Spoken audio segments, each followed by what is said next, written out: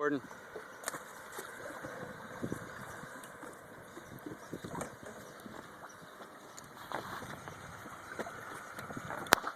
That's a nice one, Gary.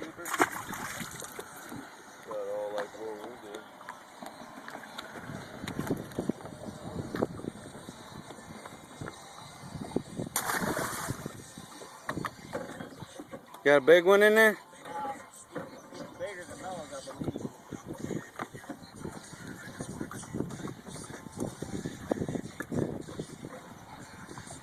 Oh, that's a nice one. It's about like the one he caught. Yeah.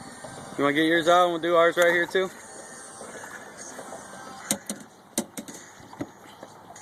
Jeff's been on it. He caught like 3 or 4 in a row. Had a follower.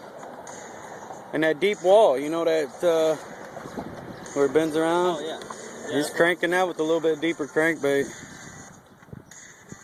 You talking about just right up around the corner? The one way up there where that guy put the hook. Right. Yeah, that's where I was going to go sideways before I take off.